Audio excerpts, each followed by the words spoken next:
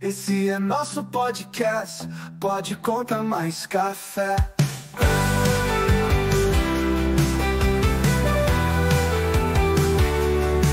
Pode contar mais café. Olá, meu nome é Josiane, sou CEO da Triotécnica e hoje nós vamos para mais um episódio do nosso Pode Contar Mais Café. E hoje eu estou aqui com Patrícia e Carol. E nós vamos falar um pouquinho, claro, que nós já falamos outros assuntos nada a ver, né, desse que nós vamos trazer hoje. Mas eu achei pertinente trazermos porque toda empresa tem pessoas. Então, hoje nós vamos falar de pessoas. Pessoas. E a gente vai abordar um pouquinho sobre postura e comportamento, certo? Certo. Então, vocês querem se apresentar para quem estiver nos assistindo? Eu sou a Patrícia, psicóloga. Trabalho com não só, obviamente, acompanhamento terapêutico, mas agora muito focado no acompanhamento corporativo, posicionamento, alinhamento de capacitação, para trazer uma melhoria dos talentos das empresas, né? Para a gente poder se posicionar de uma forma melhor e crescer de uma forma melhor, né, gente? A gente acha que crescer é só número e entrega, e não é. Tem um monte de coisa atrás disso, né? Eu que o diga, né? Eu sou a Carol, eu sou gestora de pessoas aqui na Triotécnica e também sou gerente de departamento pessoal e eu já venho de um histórico de liderança de equipes e agora a gente eu já estou, é o segundo ano, né, Josi? Já 2 anos, desde o começo do ano passado, né? Janeiro do ano passado. Isso, 2 anos que estou aqui na Triotécnica para a gente poder justamente fazer um trabalho de crescimento, de implantação do setor de recursos humanos, olhando justamente para liderança, para a equipe, para o comportamento, para a postura. Essa é a minha área de atuação e são os nossos desafios diários. É isso. E coloca desafio, né, gente? Porque para quem acha que a gente passa o dia no País das Maravilhas, está enganado, né? A gente também tem problema, tá, pessoal? Não certeza. É diferente com a gente, Não. Nós também estamos num processo de aprendizado. E a gente vai falar um pouquinho, inclusive, desse processo, né? O que seria interessante para quem está nos assistindo também aprender um pouquinho da mesma forma que a gente está iniciando o aprendizado. Então, fala para mim, Paty, em termos de postura e comportamento, que a gente estava discutindo um pouquinho antes, tá? Por onde você acha mais fácil a gente começar? Pela postura ou pelo comportamento? Eu acho que é sempre o entendimento. Eu falo que eu brinco que, às vezes, até o cargo chega antes do cargo. E a postura também. Eu falo que não adianta a gente fazer um alinhamento de postura com as pessoas, sendo que o interior dela não está linkado com esse movimento. Então, eu gosto de fazer um mapeamento, primeiro, do que está acontecendo, para depois trazer essa maturidade, essa evolução para cada colaborador. Então, eu falo que a gente senta, ouve o que está acontecendo, entende qual é a posição das pessoas na empresa e o que está impactando naquele momento para o crescimento das pessoas. Que é diferente, gente, de terapia, não tem nada a ver com isso. Eu gosto muito de deixar isso bem claro, não é terapia, tá? Terapia, quando a gente entende que tem uma questão muito mais profunda atrás, a gente encaminha e aí, né, vão ser discutidos em outros momentos essa questão. Mas o que no aqui e agora de uma empresa, isso pode impactar muito. O material humano é feito de emoções, né? Então, hoje em dia, com a demanda, tudo é falado em termos de performance, entrega, e essas pessoas, às vezes, não estão emocionalmente preparadas para esse movimento, que não tem nada a ver com a capacitação técnica. Ele pode ter um hard skills maravilhoso e o soft skills dele ser, né, eu falo, titubeante, entendeu? Ou não estar muito apto ainda para aquilo que ele quer fazer, né? Ou mostrar, vamos dizer assim. Mas tem solução, gente, eu tenho solução, então... É que eu falo, assim, não dá para, às vezes as pessoas ficam muito apegadas à questão de cargo. Eu falo, calma, antes do cargo você tem que entender o que você quer ser, né? Quem é você? Eu brinco na fila do pão, entendeu? A gente precisa entender quais são os seus objetivos, que senão você fica só agarrado na situação de onde eu estou, eu quero ser júnior, pleno, sênior. Eu falo, gente, peraí, mas qual é o seu entendimento da sua carreira, que é diferente de emprego? Exatamente. Completamente diferente. Então, para poder vir o posicionamento e a postura, ele tem que entender quem é ele. E é isso que a gente faz nesse alinhamento. Sim. A gente tem essas conversas, né? Se a gente não tiver um motivo e um objetivo, a gente não vai ser... Isso acontece com pessoas e acontece com empresa, porque o CNPJ, ele nada mais é que a consequência de um CPF. Aham. Então, se eu não tenho um objetivo e um motivo para eu ter uma empresa, por exemplo, essa empresa não vai para lugar nenhum. Então, se eu, enquanto pessoa, também não tenho um motivo e objetivo, pode me dar o cargo que for. Eu não vou despontar, eu não vou me desenvolver e eu não vou desenvolver também a empresa para a qual eu trabalho. Então, tem que ficar olhando muito para isso. E a gente tem um outro lema que é a postura precede o resultado. Sim. Então, primeiro, Sim. a gente lida com a parte postural mesmo, Sim. com intencionalidade. Então, o que eu faço e por que eu faço? Exato. Se a gente não souber, esse timing aqui não funciona. Tanto é que toda vez que a gente se percebe dando murro em ponta de faca, agora que a gente vai perceber e falar, ou a gente não teve uma comunicação assertiva e fez a equipe entender qual era, né, a intenção daquilo, ou até aquela pessoa, tipo, eu entendi mais ou menos. Só que ela não internalizou nela mesma. Mas por que eu estou fazendo isso mesmo? Será? E quando você vai conversar, né, porque é muito comum em empresas que têm um setor de RH achar que o RH é pronto-socorro, né? Então, Sim. tipo, de chegar para mim e falar, eu não sei se é isso mais o que eu quero da minha vida. Oi? Oi? Oi. E? Pois é, né? Então, né? Eu tenho até um parênteses muito interessante, né? Porque a gente teve, acho que a Paty até acompanhou, que a gente teve 2 contratações, né, recentes, né? E uma delas comentou que estava pensando em mudar de área. Sim. Porque estava extremamente, entre aspas, chato, desgastante, e que depois que iniciou com a gente, viu que ela ainda continua gostando. Então, faz total sentido isso que a Carol trouxe. E me fez lembrar agora. Eu falo que essa coisa básica, eu sei que eu vou voltar nesse patamar, mas assim, a coisa básica de entender que você não está no emprego. Se você está vendo aquilo como um emprego, não está legal. Não tá. Ou porque você não entendeu qual é o seu desenvolvimento que você quer chegar, que é o seu propósito, sua motivação, ou porque aquele lugar não faz sentido para você. E está tudo bem se não fizer sentido. Exatamente. É importante você visualizar que não faz sentido para você não tomar nem o seu tempo, nem o dos outros. Vamos combinar, né, gente? Exatamente. E eu acredito, não é com frequência que a gente faz, até por ser home office. Mas sempre que a gente tem a oportunidade, a gente fica relembrando as pessoas que a gente não tem funcionário. Sim. E essa é uma mentalidade que eu não pratico. Eu não vejo as pessoas que trabalham com a gente como funcionários. Apesar de estar dentro da empresa como tal, como funcionário registrado, né? Mas eu não as vejo. Então, a gente fica praticando, vamos dizer, como cultura. Tá. Essa parte de você está aqui prestando um serviço e vendo o seu objetivo de vida. Enquanto o seu objetivo de vida fizer sentido para o objetivo, quanto empresária para a empresa, a gente caminha junto. Na hora que não fizer mais sentido, tem que ser leve para os dois lados. Não é? Com certeza. Acho que faz parte também desse tema. Eu falo que a gente precisa perder essa coisa assim, bobinha, infantil, de que, gente, a gente está aqui para todo mundo produzir algum resultado. E assim, eu falo muito para as pessoas, para de achar que é só a empresa que está arrancando alguma coisa de você.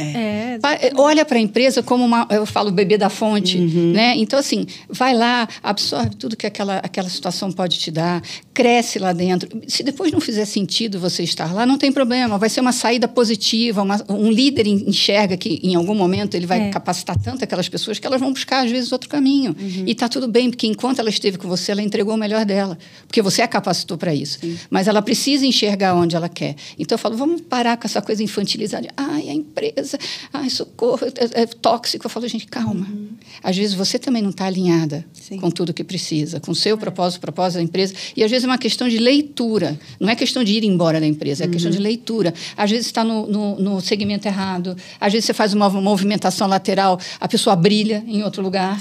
Então, é entender as potencialidades. Eu falo, banco de talentos é isso, você entender potencialidades. Não quer dizer que você vai ter... Tem gente que encara banco de talentos, eu vou falar de uma forma meio forte, como um plantel. Eu falo, não é assim.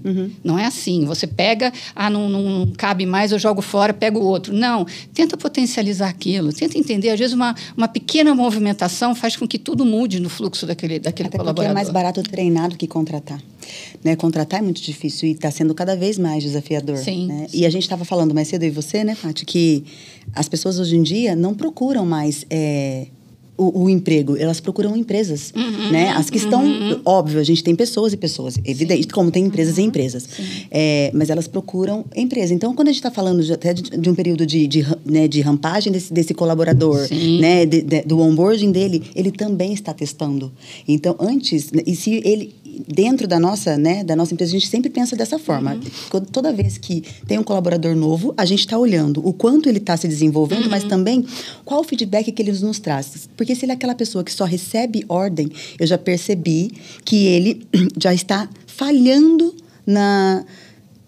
nesse perfil que a gente busca, né? Então, por exemplo, a gente faz um processo seletivo bem apurado, mas a gente lida com pessoas e tem coisas que... E gente pode enganar a gente, né? Quando você... E normal, ninguém passa por isso. Claro. A gente não passa muito, né? Como eu falo, cada vez está ficando mais refinado o nosso processo, a gente já está muito alinhado. Como eu falei, já é o 2º ano, então... Poxa, a gente já errou bastante, mas a gente já consertou. Só que ainda assim acontece. Então, você contrata uma pessoa que fala, não, eu tô aqui para crescer, e você vê, a pessoa te entrevista. Eu acho isso ótimo. Eu amo quando um candidato me entrevista a empresa, chega munido de informação, fala, não, essa pessoa, ela está procurando a empresa. Ela não está... Porque ela sabe que ela também tem competência. Claro. E aí é muito mais fácil eu desenvolver. Ela sabe o valor dela. Sabe o valor dela, exatamente. Mas o contrário também existe, da pessoa que ainda está procurando o emprego. E ela tem competências para que eu a traga para mim, né? E eu posso desenvolver as demais. Sem sombra de dúvida. E é sempre esse trabalho. É muito difícil, por exemplo, a Josi como CEO da empresa, eu chegar para ela e falar assim, a gente precisa treinar, a gente precisa desenvolver. Ela tem pressa, o resultado para ela é sempre mais urgente do que para mim, por exemplo. Claro. Então, quando as nossas conversas, elas não são muito leves justamente por isso. Enquanto ela tá muito brava, muito na urgência, eu tô, olha, mas agora a gente tem que olhar. Mas a semana passada você não falou aquilo, então, mas agora eu pensei e eu vi que mudou o cenário. Por que isso? Porque nós somos cíclicos, então mudou o cenário. Claro. Aí, gente, ó, depois, né? Acho que a dor é de todo mundo. Não, falou que dor de crescimento, gente, é para todo mundo. É para o colaborador e para os donos, foi gente. Foi até bom trazer isso daí, foi até bom. Mas pegando o gancho da Carol, nesse processo seletivo, quando é da área contábil, eu também faço a entrevista com o candidato. E as últimas, eu fiz questão de fazer perguntas se a pessoa tinha pergunta para mim. Porque eu queria saber o que ela estava pensando, o que ela queria saber, inclusive, de mim. E as pessoas já vinham preparadas por ela. Falando, não, tudo que eu queria saber, a Carol já me falou. Pronto. Acabou a graça. Acabou a graça. Não, é que eu falo assim, gente, a experiência é mão de via dupla, porque você não está lá... Se você vai no conceito emprego, você vai acanhadinho, você vai pedindo quase que por favor para entrar naquilo ali. Quando você sabe o seu valor, e não confundam com soberba, né? É você ter confiança no que você entrega. Então, você vai lá e fala, me conta um pouco da empresa, de repente, isso que eu faço entrega muito para vocês. De repente, numa conversa, eu falo, não é bem isso. Então, eu também não perco tempo de ninguém tentando vender uma coisa que eu não vou entregar depois. Eu falo que a gente tem que entender que somos todos um produto. Todo mundo fica meio chocado com isso. Eu falei, gente, somos todos um produto.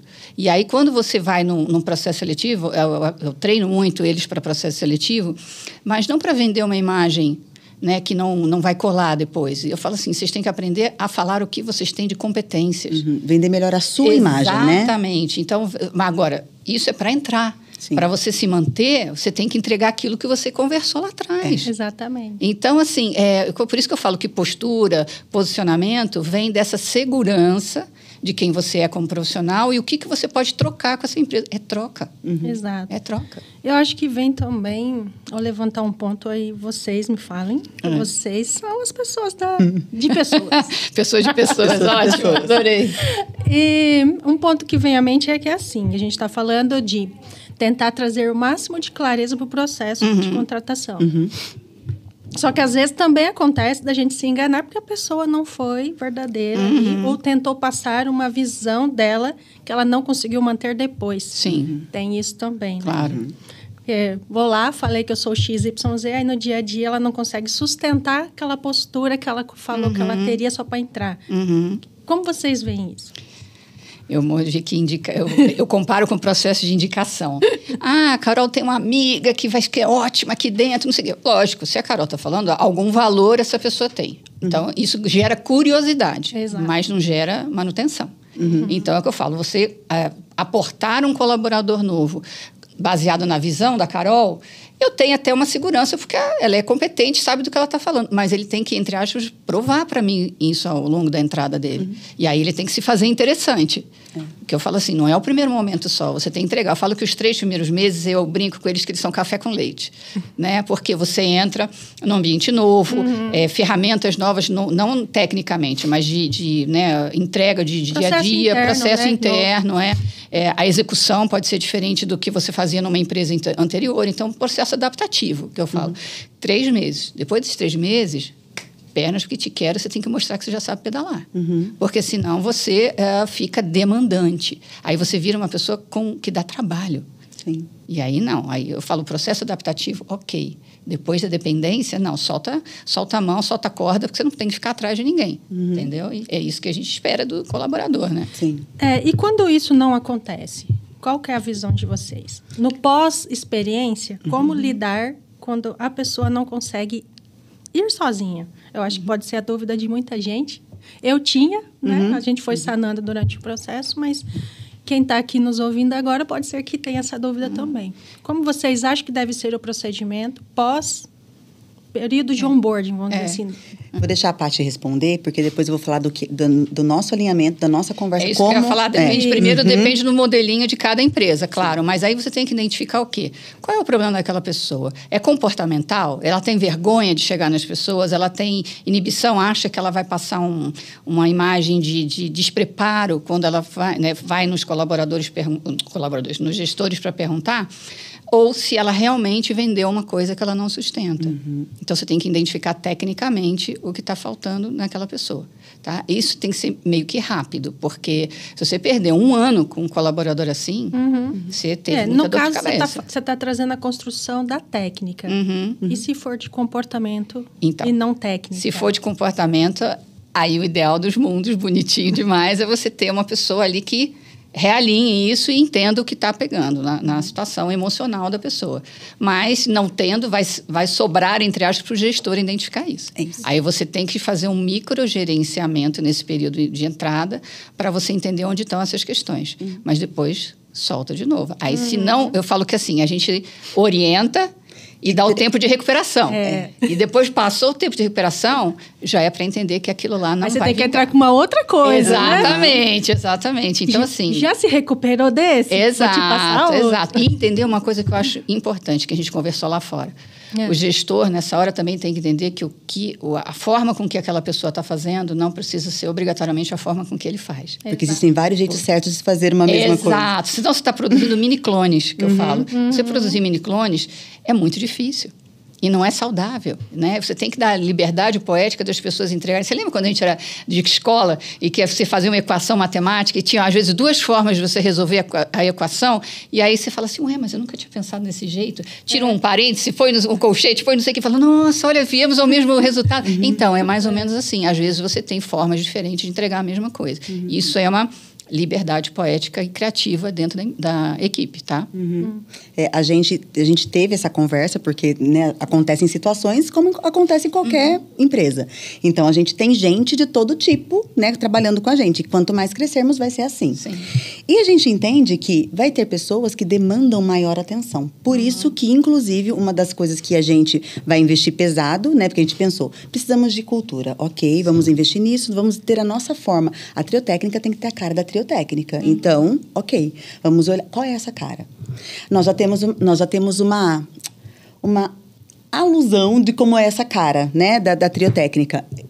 Até mesmo porque você não cria cultura do dia para a noite. Ele é um processo contínuo e ele não termina. É evolutivo, né? Exatamente. Mas tem uma base. Então, a base nós temos. E a gente entendeu que a gente precisa investir na gestão, porque a gente tem também o conhecimento do mundo antigo, corporativo mais antigo, de que gestor ele tem que ser bom de técnica e gestor tem que ser bom de gente. Exato. Porque vai ter pessoas que vai precisar muito do gestor. E se esse gestor não conseguir ter proximidade com o seu liderado, ele não treina comportamento. Então, ele vai ter o liderado que, às vezes, vai achatar a competência dele, vai falar assim, esse cara é um incompetente, ele não sabe. E, na verdade, não é isso. Ele só não está conseguindo encontrar o lugar dele, porque ele precisa de alguém junto. Porque existem diferentes pessoas. Tem gente que é muito autodidata. Exato. Né? Aliás, prefere fazer sozinho. Me deixa. A gente tem colaborador assim, deixa eu fazer meu trabalho. Sabe? A gente fala, tá bom, você pode fazer seu trabalho, mas vamos alinhar com a nossa cara. Porque, Exato. tipo, não é do nosso jeito, é com a nossa cara. É diferente. Uma coisa é uma cai coisa... naquilo que a gente conversou lá fora. No modo de operacional de chão de fábrica. Exato. De prata da casa. Prata da casa. Né? Aí Exato. fica aquela coisa de, não, eu sou prata da casa, eu sempre fiz assim, faz 20 anos que eu faço assim, não preciso de ajuda, eu vou continuar fazendo assim. E essa pessoa dá uma estagnada, que aí chega uma hora que ela engessa todo mundo que está em volta. Todo mundo fica engessado. Exato. É bem isso. E tem pessoas que não. Eu preciso de alguém junto comigo. Então, se esse gestor ele não tiver uma boa gestão de tempo e não gostar de pessoas... Cara, ele fica ali no operacional, ele é centralizador, né? Porque uma coisa é o microgerenciamento, outra coisa é a centralização. Vai ter momentos de microgerenciamento. Microgerenciamento é pontual. É pontual. Agora ele jamais ele pode ser centralizador. Porque, e se ele for muito técnico, ele é centralizador. Tanto é que acontece de ter numa mesma empresa, vários estilos de gestão. Não existe. Não existe, porque senão a empresa fica com... Quantas caras tem essa empresa? Né? Cada equipe é de um jeito. Mas lá no meu setor não tem isso. Por isso que a gente tem que fazer, às vezes, gestão do gestor. Entendeu? Exatamente. Gestão do gestor, não é? Nós estamos exatamente nesse ponto. Nessa página. Vamos falar mais sobre isso. Sim, eu falo que assim, tem uma parte básica, né? Que eu falo que são os processos. Então, quando você cria processos dentro da empresa, você cria uma base de funcionamento, né? E aí, obviamente, se tem alguns pequenos movimentos que você consegue dar essa liberdade poética de cada gestor fazer do seu jeito, mas a base está lá pronta, então ele tem que entregar aquilo, né? Agora, tem gestor que é mais fluido, tem gestor que é mais centralizador, tem gestor que causa ansiedade, sim, na equipe toda. Gente, eu já peguei vários, assim. Assim, angustiante ver como uma equipe que tem conteúdo, ela fica completamente prejudicada na entrega por conta de um gestor.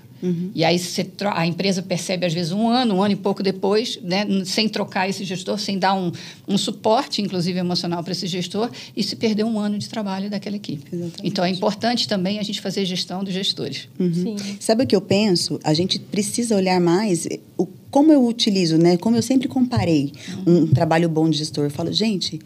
Olha os times de futebol, olha as equipes. Eles não trocam a equipe, eles trocam o técnico. Porque muitas vezes é justamente isso. O cara não perdeu a mão. Se você perdeu a mão do seu time, se você não conseguiu se incorporar dentro da cultura daquele time, né, você não vai conseguir desenvolver aquele time. Então, o que se faz?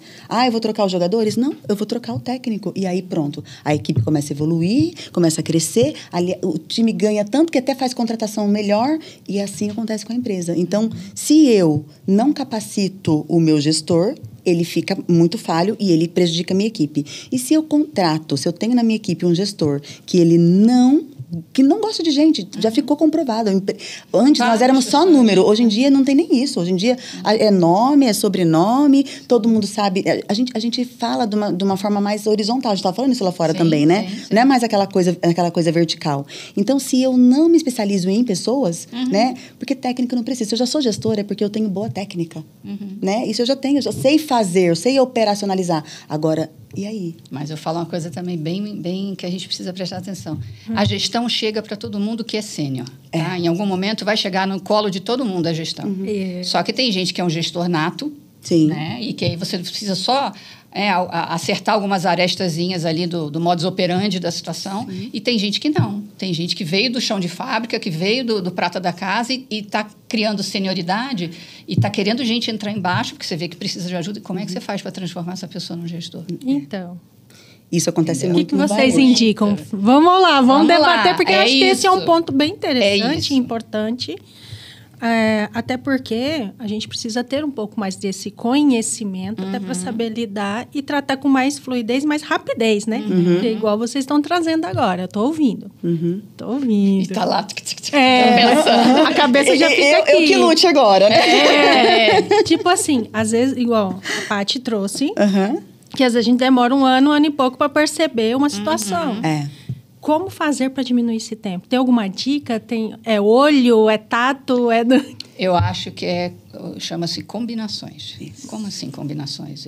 Se você tem um acompanhamento daquele colaborador, você faz um plano estratégico da situação dele, né? Você transforma, eu brinco que você transforma ele num case, né? Como eu vou resolver esse case aqui? E aí você pega ações do tipo, eu vou dar capacitação, falta o quê nele? Uma ferramenta? Então, vou lá, curso, vou lá uma plataforma de estudos, vou mostrar para ele quais são os caminhos que ele tem que fazer e vou esperar ele produzir conteúdo para isso. Produzir o conteúdo, eu vou avaliar se ele teve um tempo de melhora, tempo de recuperação. Não teve tempo de recuperação aceitável, não cabe. Porque aí vai entrar um desgaste emocional quase que pessoal, Jair. Deixa eu só fazer um parênteses para você dar continuidade. Esse tempo que a pessoa, que você está falando, que a pessoa vai ter para desenvolver ou mostrar tal coisa que ela está faltando. Qual que seria hoje, não é antigamente, hoje, considerável um tempo de análise para esses pontos? Eu gosto, não quer dizer que é verdade no mundo, porque cada empresa tem um modus operandi, mas eu gosto de 3 a 6 meses. 3 a 6 meses. É o período que a gente faz o PDI e o nosso... e a gente ainda está meio que dando murro em ponta de faca no PDI, justamente porque a gente está ainda em criação de vários processos. Então, vamos implantar do jeito que a gente tem, mas o período de avaliação de um PDI, ele é de 180 dias. É isso aí. Por quê? Porque nesse período ele vai mostrar se ele entendeu o que você falou, se ele aceitou o que você falou, porque tem o tempo de digerir tudo que você trouxe num feedback, que muita gente tem a resistência, que é outro assunto que a gente falou que ia depois entrar, e aí ele tem que reagir. E esse tempo de reação vai mostrar como ele lidou com aquilo que você trouxe. Se ele lidou mal, ele só vai te mostrar, às vezes, só número, mas não vai te mostrar postura. Exatamente. Não vai te mostrar engajamento, não vai pertencimento. Ele vai entender aquilo como uma punição e não como uma evolução. Exatamente. Então, aí você tem que agir rápido. Muitas empresas não têm condições de ter um RH ou não veem necessidade ainda de ter um RH. É um ponto. Também tem muitas empresas que não vai ter condições de ter esse RH e nem uma psicóloga ou alguém especializado para olhar para esse lado da pessoa. Como... assim, alguma dica, algum ponto que qualquer empresa, independente do tamanho, possa olhar para isso e atender também a necessidade da pessoa? Porque às vezes a gente está falando aqui, mas às vezes só tem o lado da empresa. O que ela quer e o que ela espera da pessoa. Por outro lado, tem uma pessoa que ela está olhando, que tem que entregar, mas ela está num certo momento da vida dela.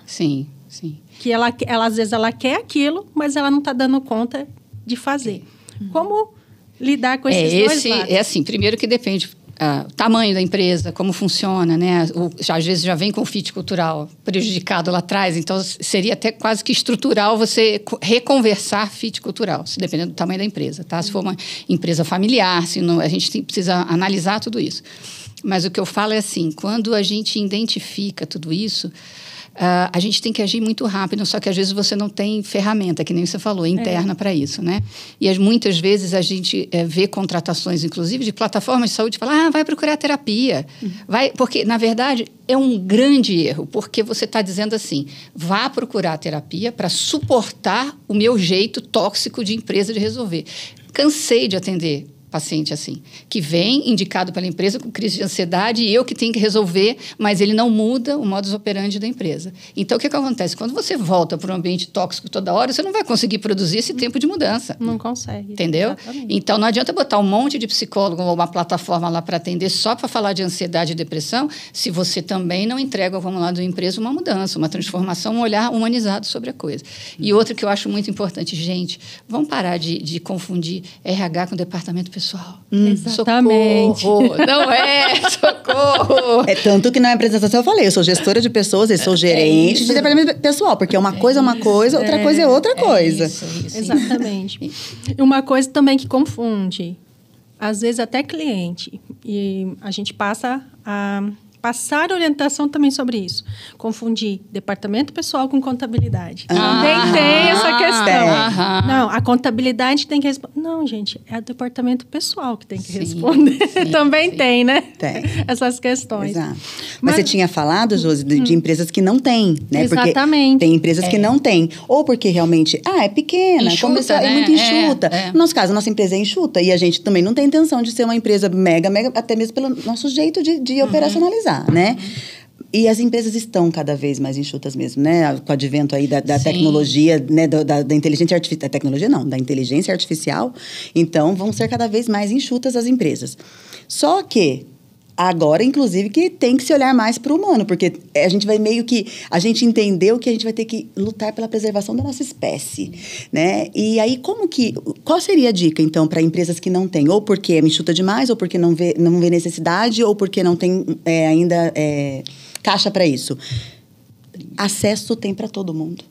Né? E eu não posso entender que eu tenho uma empresa, eu estou à frente de uma empresa e eu não vou fazer essa empresa acontecer sozinha, né? Então, eu preciso de pessoas comigo. Eu tenho que entender o mínimo de como eu faço para engajar as pessoas. Como é que eu faço o mínimo para vender a imagem da minha empresa para que as pessoas queiram produzir para mim.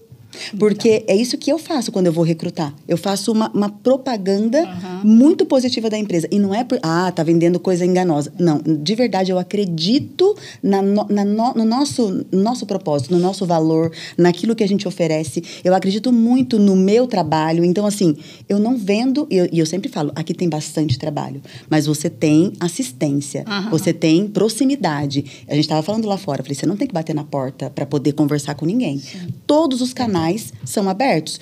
A agenda da gestão é aberta para todo mundo. Você pode marcar uma reunião, entendeu? Então, assim, eu vendo essa acessibilidade também. E é para mostrar até mesmo para os candidatos que nós sabemos que precisamos de pessoas. E a gente está aberto às pessoas. E aquilo que precisa buscar, a gente busca. Porque não é que você tem um RH que você, enquanto gestor, não tem que buscar. Claro. Todo mundo tem que buscar. Né? Porque gente, material humano é o que mais importa. Então, a dica seria, busque, porque acesso você tem. Sim. Né? Precisa conhecer. Mas eu falo que para você gerar engajamento, você também tem que construir o famoso pertencimento.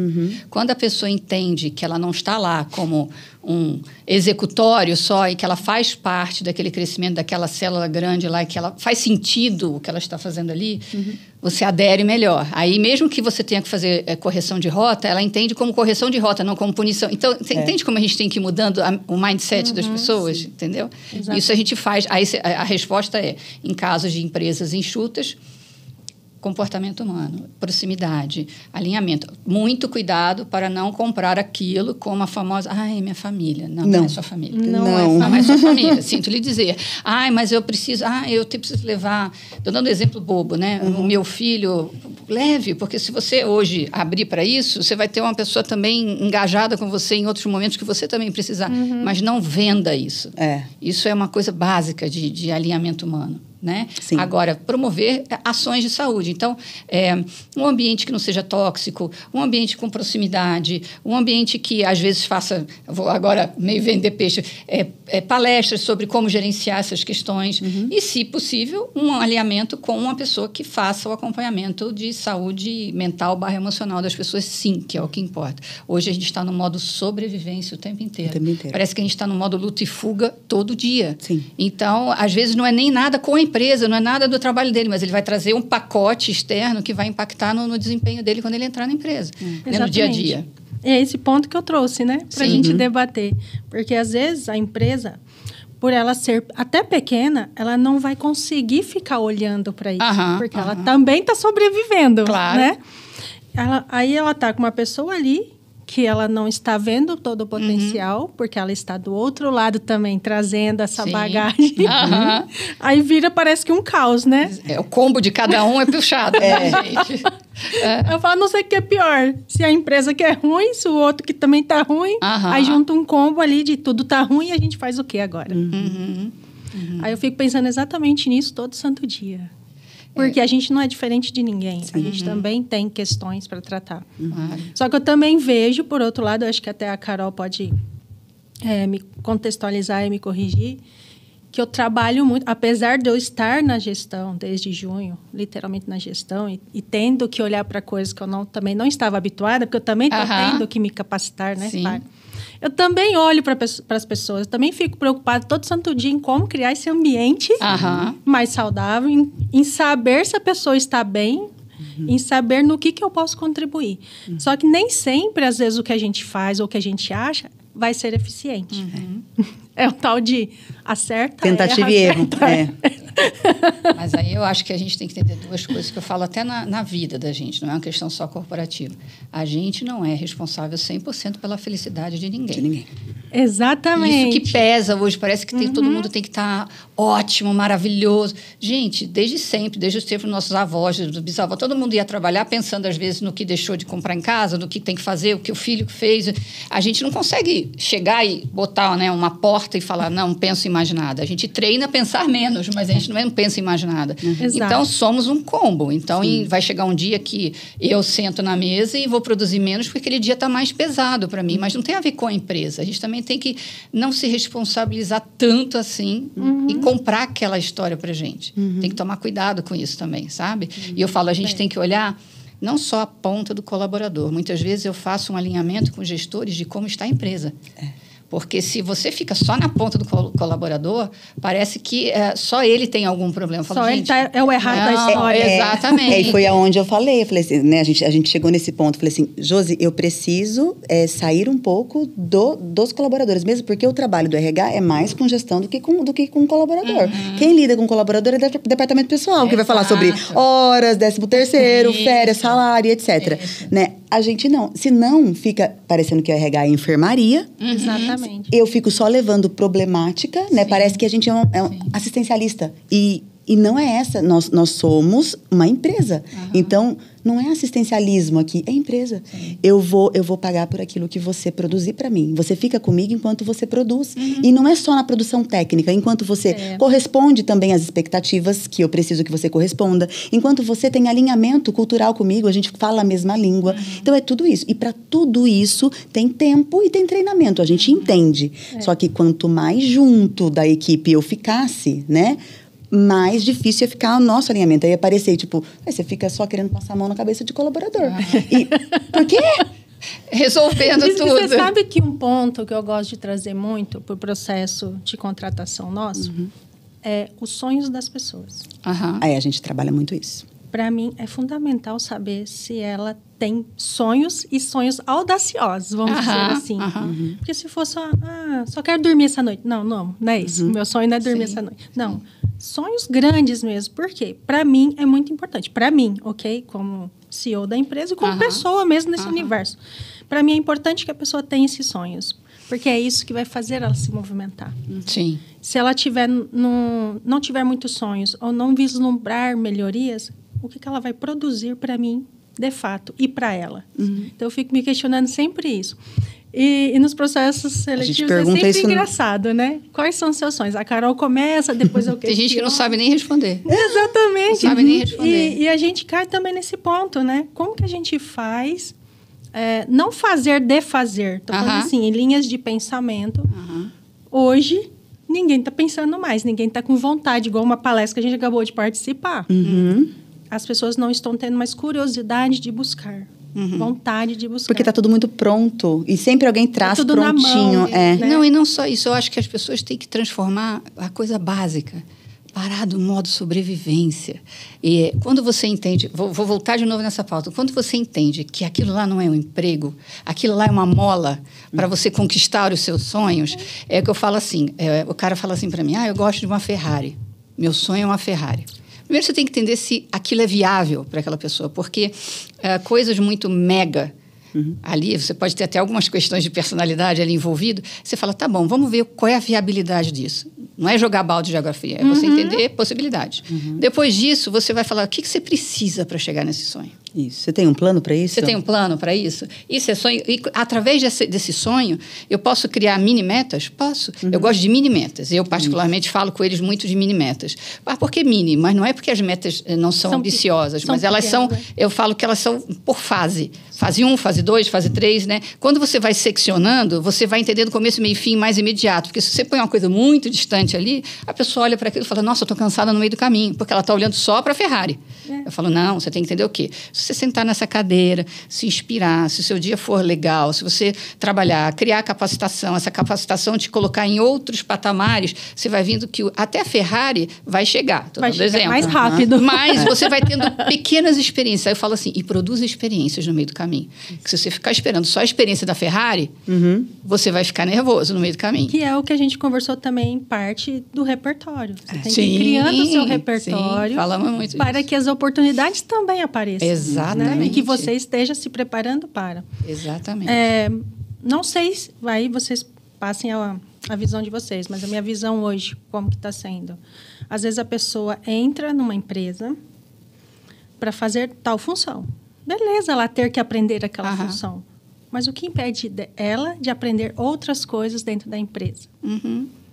Ou outras coisas que não têm a ver com conhecimento técnico, mas que vai fazer ela se melhorar até na função que ela faz, entendeu? Tipo assim, gestão de tempo não é minha função técnica, vamos dizer assim, para a tarefa que eu executo. Mas se eu estudar, o que melhora para mim? Exato. É sair do engessamento que eu falo. Exato. Isso que eu gostaria, vamos dizer assim, minha visão que eu não consigo ver hoje, ou a pessoa também não consegue ver, não sei qual é o lado. Ela se agarra ao processo, é o que eu falo. Ela fica tão processual que ela fala assim, isso aqui é uma coisa que eu conheço. Então, eu não vou tirar a mão daqui, porque se eu tirar, eu me perco. Então, a inovação, ela não é para todo mundo. Mas a gente pode gerar curiosidade. Eu falo que empreender não é para todo mundo, mas a gente pode gerar curiosidade. Então, o comportamento ele pode não ser igual ao de um CEO, mas ele pode ser, pelo menos, curioso e gerar movimento, gerar saída daquele lugar, entendeu? Exatamente. Mas, né, o papo tá bom pra caramba. Já avisou que vai acabar? Mas vamos precisar finalizar, né? Então, assim, como contribuição final, o que vocês querem trazer, assim, para finalizar, que vocês acham importante ou queira deixar de mensagem? Eu acho que saúde emocional, eu gosto de falar de saúde emocional. Falei aquilo outro dia para vocês. Se você fala de saúde mental, as pessoas já remetem ao psiquiatra e eu estou doido. Eu falo, não, gente, saúde emocional é padrão ouro hoje em dia. Então, não tem nenhum tipo de empresa que não tenha que olhar para isso. Cada uma vai olhar no seu modelito, mas precisa acontecer esse olhar. Então, não tem como a gente caminhar mais sem esse conteúdo humanizado. Sim. É, verdade. E o que eu queria deixar de contribuição, complementando, a gente veio, né, desse final de semana, que a gente ouviu e viu muita coisa e estamos, assim, impactados, né? Muito tensos. E a gente está falando muito de inteligência artificial. E também a gente fala de inteligência emocional. E que tudo que é inteligência é treinável, porque é musculatura desenvolvida. Então, a gente precisa se desenvolver isso e demais, né? Porque até mesmo o sentimento humano vai ser possível uma inteligência artificial desenvolver. Então, é justamente a gente olhar para aquilo, o que eu quero. Então, né, uma das pessoas que foram falar, que foi conversar com a gente, foi dizer, né, eles já estão anos-luz na nossa frente, e eles foram dizer assim, o quanto é necessário agora a gente investir no humano, de ficar mais próximos, de se conhecer mais, de trabalhar mais as nossas emoções, porque é justamente defender a nossa espécie. Porque, né, teremos só duas camadas. A gente tem agora, assim, a gente tem a base da sociedade, a gente tem o meio, a gente tem o topo. A gente vai ter base e topo. O meio vai acabar. E meio, a gente está falando de medíocre, que está na média. Vai extinguir. E a maioria da população está na média. Então, o que eu quero para mim? Né? A gente vai ver médicos varrendo chão.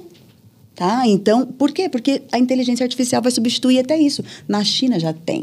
Né? Então, olha como é importante a gente se olhar enquanto humano, e nós que estamos à frente de equipes, né? Você como psicóloga, como gestora de pessoas, a Josi como dona de empresa, CEO de uma empresa, tem que olhar para o humano da empresa, porque a gente vai precisar, cada vez em menor escala, sim, mas quem tiver vai precisar ser muito cuidado. E não é cuidado de senta aqui no meu colo, vem aqui. Não é esse o cuidado, porque quando a gente fala isso, parece que a gente está querendo mimar as pessoas.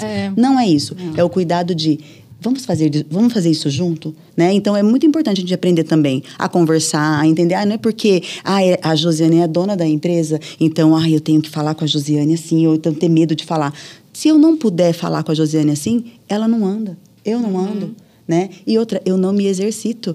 Né? Eu fico sendo só subjugada. Eu não quero varrer chão. Eu não quero pertencer à base da sociedade. Então, se eu só vou ter base ao topo, eu preciso me desenvolver. Emocionalmente, minha inteligência emocional precisa ser exercitada, porque eu preciso crescer. Eu falo que a gente tem que perder o medo de se reinventar. E a palavra não é fofinha, não. É de se reinventar mesmo.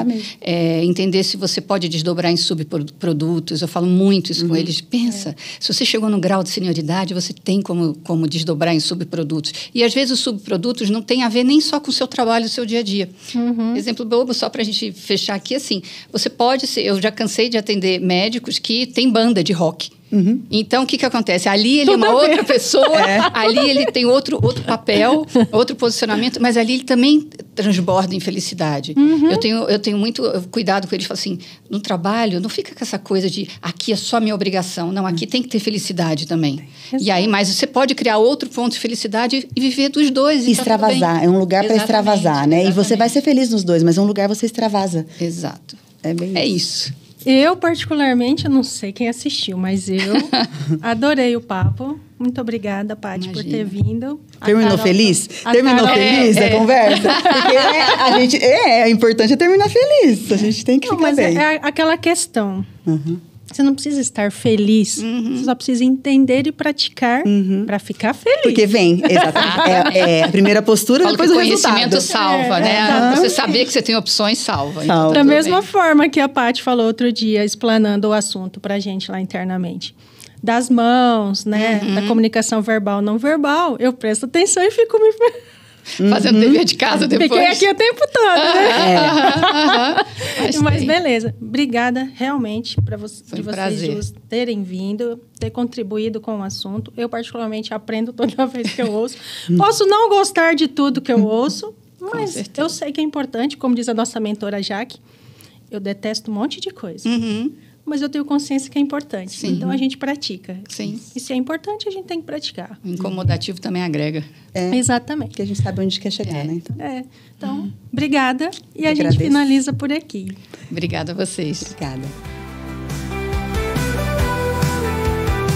Seja bem-vindo ao nosso podcast.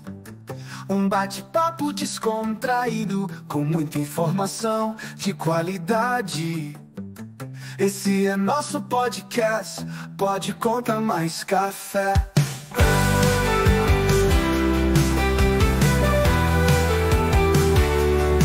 Pode Conta Mais Café.